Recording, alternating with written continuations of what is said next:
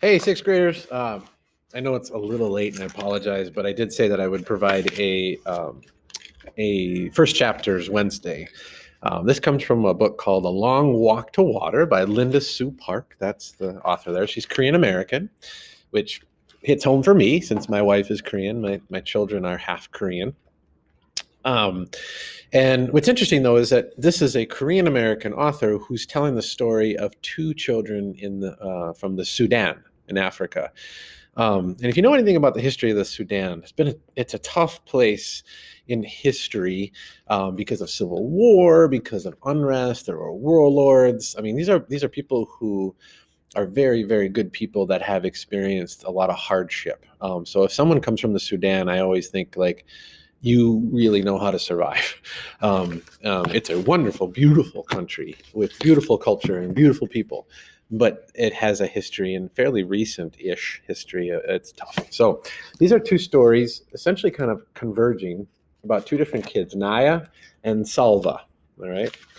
And I think I'm pronouncing those right, but I'm going to read chapter 1 just to get you going. It's based on a true story. So it'll read like fiction, but it's based on the stories that she researched and was able to come up with. So here we go. Chapter 1, Southern Sudan, 2008.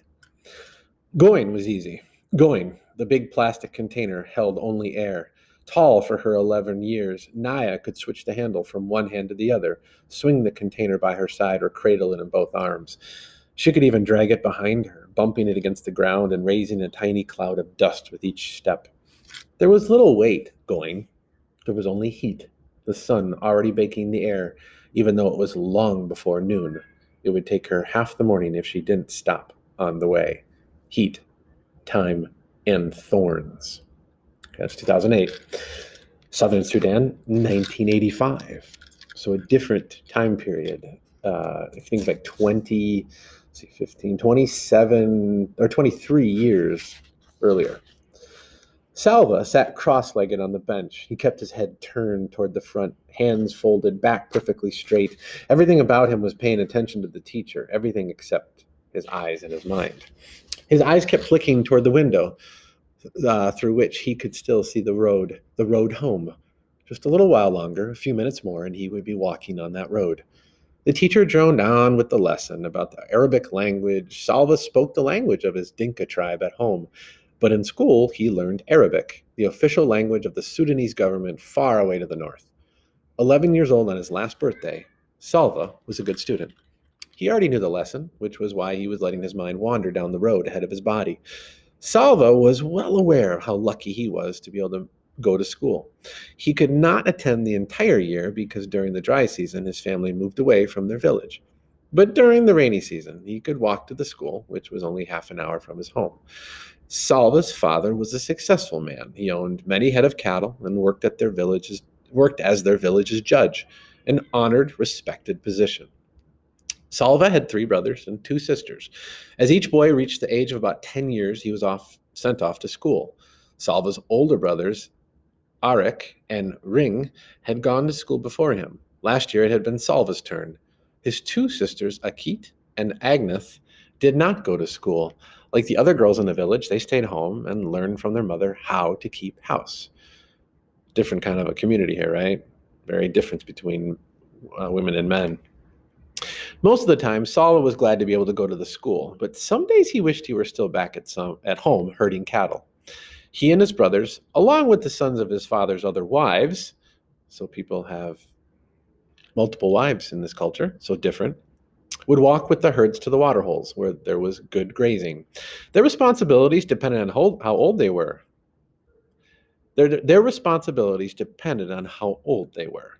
Salva's younger brother, Kul, was taking care of just one cow. Like his brothers before him, he would be in charge of more cows every year.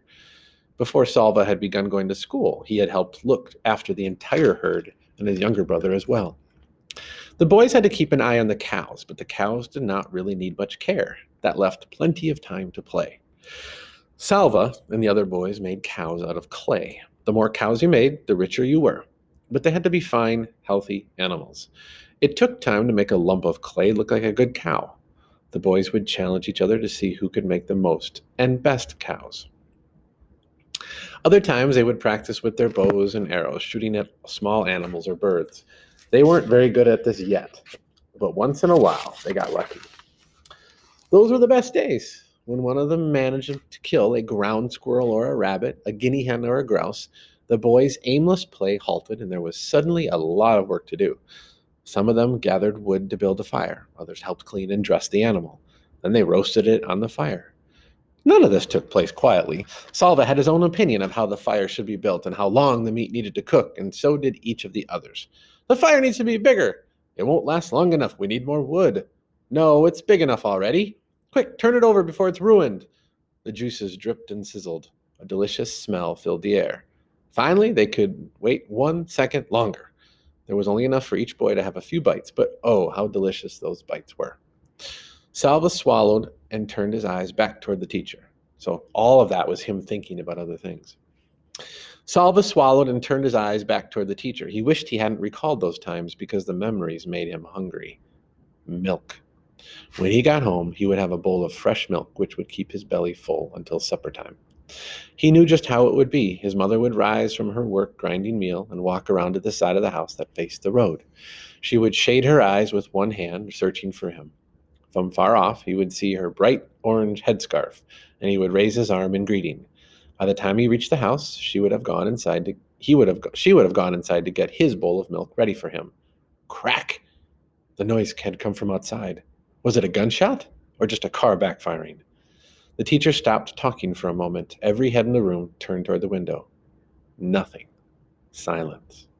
The teacher cleared his throat, which drew the boys' attention to the front of the room again. He continued the lesson from where he had left off. Then, crack! Pop-pop! Crack! Ack-ack-ack-ack-ack-ack! Gunfire. Everybody down! The teacher shouted. Some of the boys moved at once, ducking their heads and hunching over. Others sat frozen, their eyes and mouths open wide. Salva covered his head with his hands and looked from side to side in panic. The teacher edged his way along the wall to the window. He took a quick peek outside. The gunfire had stopped, but now people were shouting and running. Go quickly, all of you, the teacher said, his voice low and urgent. Into the bush. Do you hear me? Not home. Don't run home. They will be going into the villages. Stay away from the villages. Run into the bush. He went to the door and looked out again. Go, all of you now. The war had started 2 years earlier. Salva did not understand much about it, but he knew that rebels from the southern part of Sudan, where he and his family lived, were fighting against the government, which was based in the north. Most of the people who lived in the north were Muslim, and the government wanted all of Sudan to become a Muslim country, a place where the beliefs of Islam were followed. But the people in the south were of different religions and did not want to be forced to practice Islam. They began fighting for independence from the north. The fighting was scattered all around southern Sudan, and now the war had come to where Salva lived. The boys scrambled to their feet. Some of them were crying. The teacher began hurrying the students out the door. Salva was near the end of the line. He felt his heart beating so hard that its pulse pounded in his throat and ears. He wanted to shout, I need to go home. I must go home. But the words were blocked by the wild thumping in his throat. When he got to the door, he looked out. Everyone was running, men, children, women carrying babies. The air was full of dust that had been kicked up by all those running feet.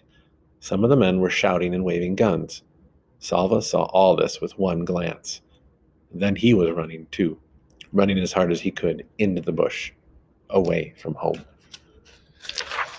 Talk about a start, huh? Right into it. So that's A Long Walk to Water, very famous book, won an award. She's a fantastic writer, and you can tell she doesn't waste any time getting into the story. So hopefully you would like to read that. I actually have copies, so if you want, I could find a way to get this to you. So hope you're all well. I will see you tomorrow and Friday.